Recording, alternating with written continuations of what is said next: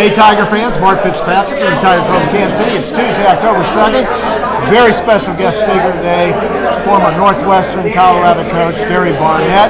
Comes in every year from Colorado to speak to us. Thank you. Oh, absolutely. You're a great friend of the club. So. Well, it's great for me. I get in and see a bunch of old friends. I wouldn't call them old, but a bunch of friends, and it gives me a way to get back into the Missouri sort of realm. Great Mizzou alum, played for Dan Devine. Coach, let's talk about the Tigers season to date. I think 3-1, about what we expected.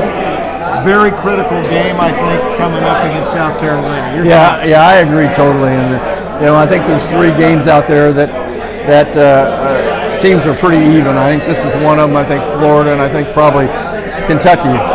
3 games where both teams are about even, and it just depends on how you play that game, whether you have turnovers or you make mistakes.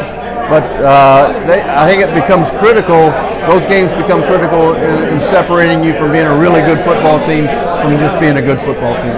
We're about a third of the way through the season. We really haven't seen any shakeup in the top 4. Looking forward to the playoff. There's some other teams knocking at the door. Notre Dame, Oklahoma, LSU's been a bit of a surprise. You see many changes coming in the.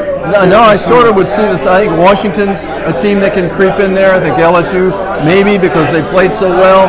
Notre Dame is definitely in there, I think, and based on the fact that their schedule they still got to play SC, but SC doesn't seem to be much of a threat. Ohio State seems to be one of those things. I think Georgia's still going to be in there. Alabama for sure. And I don't know. Maybe Oklahoma, but I don't see anybody else really sneaking in there. Okay.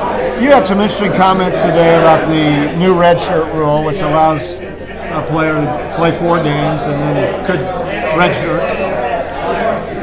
There's some interesting repercussions. Your thoughts on after a few weeks? Well, I think 15 years ago, we tried to get 5 years of eligibility so that we didn't have to even deal with the whole redshirt thing, when to hold a guy back, when not to hold the guy back. But it just made too much sense and we couldn't get it through. So this is sort of a compromise.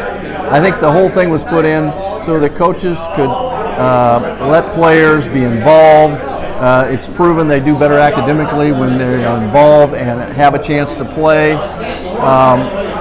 But now recently we've seen some unintended consequences. Players are using it to their benefit. They play 4 games. They don't like where they are. They decide, okay, I'm going to just drop out of school and I'll transfer next year, and they get another year of eligibility because they've only played 4 games. So that's something coaches didn't anticipate. So we'll have to see if they tweak the rule a little bit in the off season. Okay.